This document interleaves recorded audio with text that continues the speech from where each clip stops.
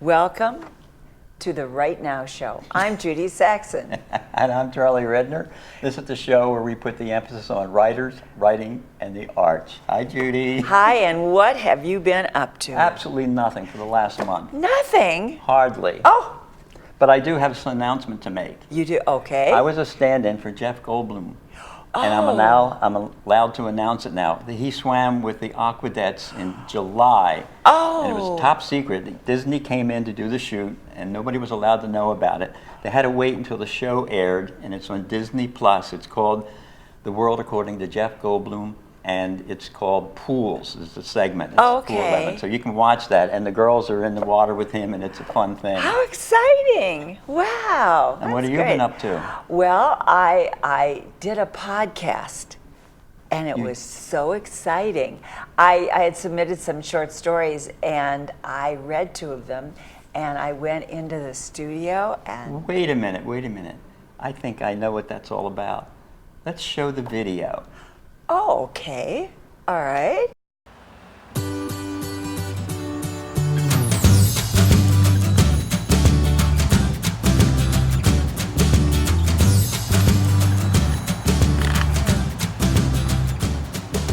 Wow. The booth and the chair. And the chair and everything. Wow. You don't get to sit there, dear. Oh.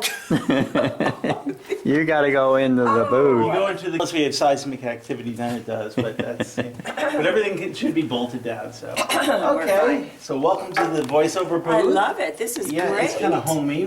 Yeah. We've done many good readings out of here. I so- know. I've listened to them. Oh, cool. They're wonderful. We'll put the mic more or less in this direction. Isn't this exciting? It is Wow. exciting. It's fun. I you know? love it. In there. Yeah, you talk right in there. And what we're going to do is we're going to get a sample of your voice to set levels. So you're not going to have audio.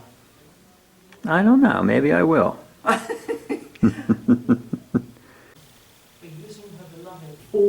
Okay, Judy, we're rolling. I'll count you down. 5, 4, 3, 2.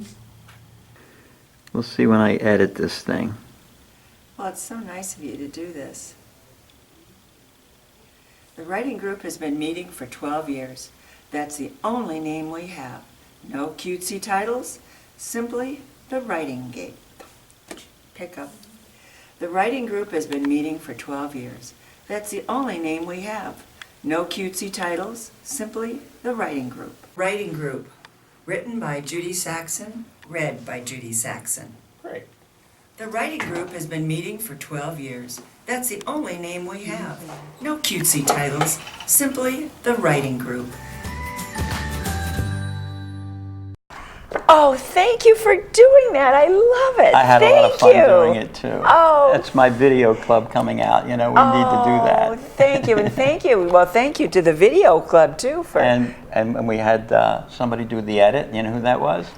Tell Lucy me. Parker. Oh, she's great, isn't she? Oh, Yeah, she's thank you, wonderful. Lucy, and thank you, Charlie. That's very exciting to see that. And what's happening here today? Well, what's also exciting is we have a wonderful poet with us, Robbie Nestor. Let me tell you a little bit about her. She has her master's degree from Hollins University. She has her MFA from UCI Irvine and her PhD from UCI Irvine. She has taught writing and composition in various colleges and universities for years, and I understand now she is retired. She's had her many poems, essays, and reviews published in a number of publications. Welcome, Robbie. Hi, Robbie. Hi, nice to be here. Thank you for having me. Good to have you.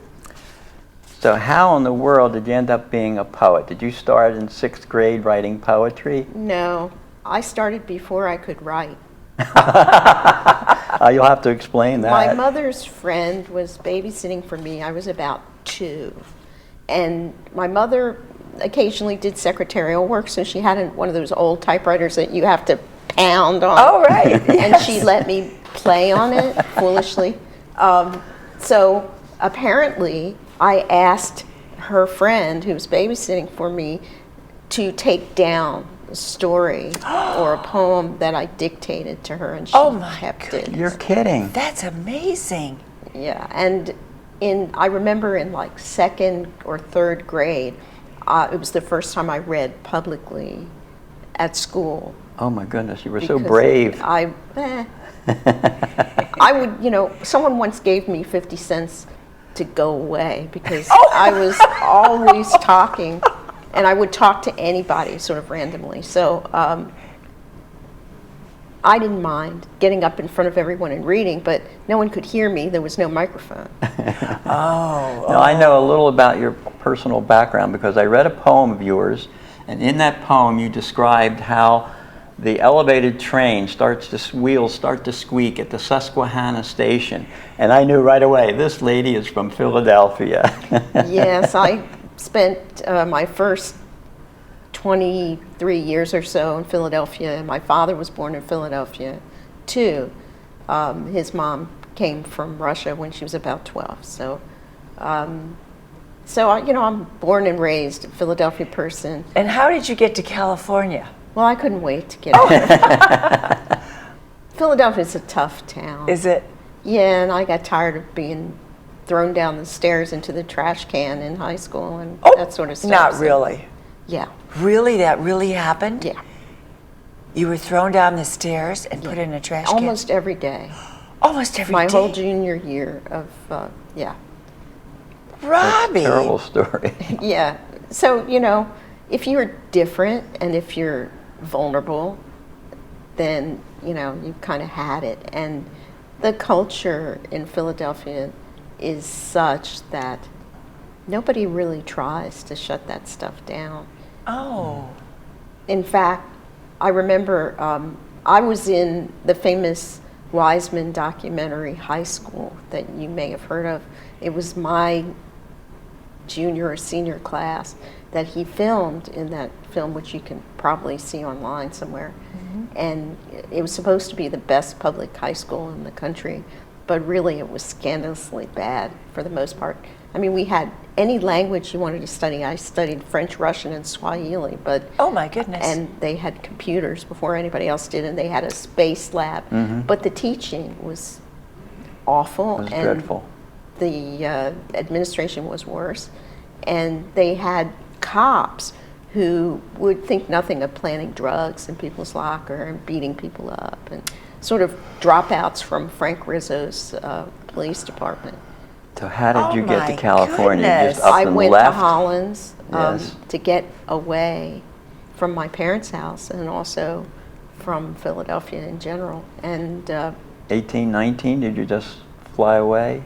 18, 19 the year? No, I'm not that old. No, in 18 or 19, you just spread your wings? Yeah, well, I was a junior, so I transferred. I spent my first couple of years at college in Rutgers, Camden, New Jersey, riding the Lindenwald speed line. Know it well. And then, Went there. yeah, another tough place. Another tough campus. You're right about that. Yeah. Wow. But, some teachers recognized my ability, which didn't happen in K-12. Philadelphia. Yeah, no, it didn't. So they recommended me, and I went off to Hollins because they were famous for a writing program. They were one of the first writing programs besides Iowa. And they embraced me, and I embraced them. And I met my husband there, even though it's a women's college, and got married on that campus. And And where is it? Where's the in the mountains of southwestern Virginia. Virginia? That's okay. where Annie Dillard, her teacher, or her husband, ex-husband, was my teacher. So yeah, so it's Good for a you. wonderful, nurturing Program. place. But now when you But now got you're in Virginia. She didn't get to California. Yeah, yet. right, California. right, so, right. yeah, so then I graduated eventually, and my husband wanted to go to graduate school. We went to Massachusetts. We went to Provincetown Fine Arts Work Center, where he was a fellow, because he's also a poet. And A very good poet. from there, it was my turn. So I said, okay. I applied to like 5 or 6 programs, and UCI, I said, sure, I want to go to California. I've never been to California. Why not? So it's as far away as it can be from my family, so that's good. So you're we more of a went- Californian than you are a Pennsylvanian, because I we've guess. been here since 1980, so Yeah. then my son was born here. So we stayed here. You know, I went to graduate school and twice, and I stayed here and decided, do I want to go back to that and to winter and to leave my son? No, I don't think so. No. So, and this is my poetry community and everything else, so I decided to stay. But financially, I'm interested about making a living as a poet. I could laugh at that You too. don't, you don't do that. I only know one. Exactly. You don't exactly. do that, and I'm not so hot at promoting my work either, even though I love to write it and publish it. I'm just not that way, unfortunately for me. But I try. Well, yes, and you're successful. I suppose. It depends what you mean by successful. Well, as far as my work Yeah, goes. that's yes, But yes. money, no. Yeah, yeah. I made money, but not very much teaching because I never had a full-time job because there weren't any. Because my husband wanted to stay at his job at UCI. Oh, okay. And the two places that offered me full-time professorial positions, one in Bulgaria and one in in Bulgaria? West Virginia. Yeah. Yeah, I mean, the Wheeling, West Virginia, I realized it wasn't for me. It was a Catholic school, which is, you know, not a deal breaker, and I'm Jewish, but the priest, the Jesuit priest who ran the place, he was the chancellor, said, "Oh, I have so many best friends who were Jewish." And I said, Forget it. "Okay." And there was no job for my husband. Taylor Molley's oh. a renowned slam poet. Said, you know, he's one of the few people on earth he thinks that actually makes a living writing and delivering I his can poetry. believe it because he's got a real Oh gift. yeah. Oh, he has a Yeah. gift. He But he does. did teach. He taught in private schools in New York City. That's how he actually earned a another living while he teacher. was earning his reputation. Well, I love teaching, and I would do teaching for nothing probably, and probably have. I do. I saw one of your shows that was taped. You were doing a dissertation on one of the poets. And Emily Dickinson? Yes, it was beautiful and so well done. It was so beautiful. It took me 5 months to do the research. Wow. Yeah. Yeah. Well, you know, I'm an obsessive person. Otherwise, I wouldn't be doing this stuff. So tell us a little about what's the poetry scene in all of Southern California. I know you, It's so diverse. It's very. from California, from say San Francisco down to San Diego, you know people apparently. I do. I know people all over the world, actually, through Facebook. Mm-hmm. And poetry world is kind of a small world. Is it? Yeah, and it has contingents. So I know people, women mostly, in my contingent, age and kind of poetry, certain journals, for instance. So I write a lot of ekphrastic poetry. That's poetry about works of art. They can be, usually they're visual, but they can also be other Objects. poems or films or whatever. I generally write a lot of prompt poetry, so I know other ekphrastic poets. Maybe we should explain to our viewers what prompt poetry is. Well, somebody gives you an assignment to write about a certain subject or gives you some words and says, use these in a poem, and you have this long to submit. You said in the green room, you said you had a poem that wasn't ekphrastic, but it was on a topic or a subject or something. Will you read that for us? Every April, there's National Poetry Month. Right. Oh. And a lot of poets and poetry sites offer a prompt a day. Mm-hmm. And this year, the poet Brendan Constantine, who is an absolutely wonderful poet, and you should check his work out online and also his books, suggested that, this was a couple of years ago, he said, write a poem about having a conversation with an inanimate object. So I wrote this one. Conversation. Trafficking with immensities is dangerous. Knowing this, I went down to the sea and spoke to her a kind of seance, though neither she nor I were dead. I thought about the moon, drawing the sea out of her basin like a hypnotist.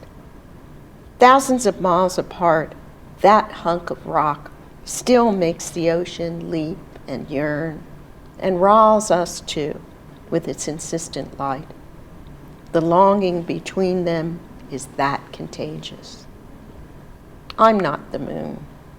She could hardly hear my voice over the wind and water, though I could tell she was listening by her expectant silence. I asked the ocean what message she might send, and then I waited.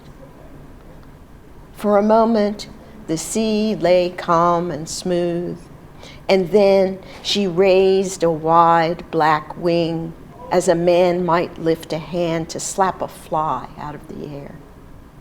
From a dry spot beyond the tide pools, I watched the wave crash down where I had stood, and might have stopped at that. But being curious, and none too wise, came creeping down the bank toward the rippling surf like arcs on an oscilloscope. Putting out a calming hand, I sang to her and found that Sphinx, the ocean, opened up her silver eyes and let me sit between her paws. Oh. You saw all that from one little spot looking out of the ocean, or you were sitting in your home just... Well, I was talking to an inanimate Yeah, object. I know. It's beautiful. It is. I can't imagine doing that. Yeah. For one reason or another, I write this whole book, Narrow Bridge, which is my most recent book from Main Street Rag, came out last February.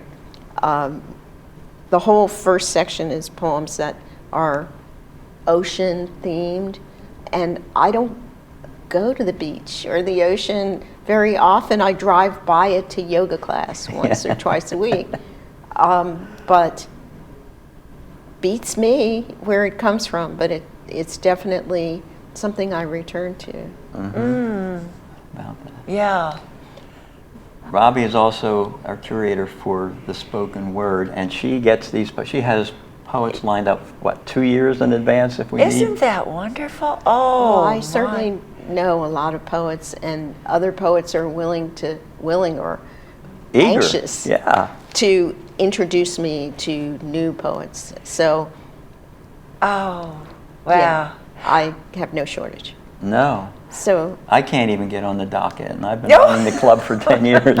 No, I'm teasing. She'd let me on, I think. I don't know. course. But I have to be, a feature poet has to be really good. So Yes, I yes. didn't put myself in. I like to bring in people who have new books or Yeah.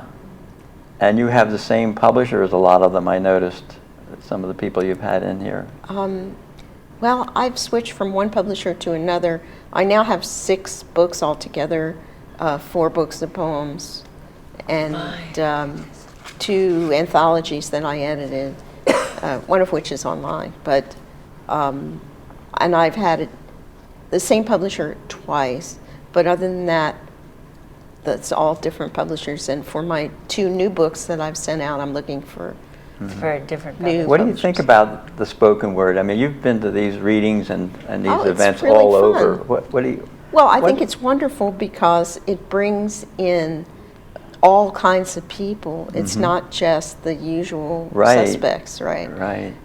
If Like at the Ugly Mug, you have yeah, the same... I love going to the Ugly Mug, but it skews In orange. Yeah, right. Yeah. very young, right? Excuse young. And I'm beginning to feel like maybe I don't belong there anymore. So No, you're fine, I'm sure, but we skew a little older, obviously, but Yeah. they're interested, and some of the sessions they're mystical, they're spiritual, it's unbelievable. I feel, I've been doing this for 10 years, and I don't think there's anything like it that I've been to. Like you No, say, it's no. quite unique in its own way. It meets in the afternoon rather at night, and And it the just- people that attend, we can get up there and read our poetry if we want. Exactly. And which I love to do. Well, you should come back and do it again. Oh, I am. gonna I am. come yeah. next meeting, yeah. I hope. Yeah, Right. absolutely. We have a wonderful reader. Alexandra Umlas is going to be reading this time. I know. She's just terrific. And there's something about being around other writers that just, if you need a little bit of a push to get back to your own writing. It's a community. It is, for it sure. is. And people embrace one another, and there's not a lot of judgment. No. There's no judgment, really. No, we don't critique at all, and we don't.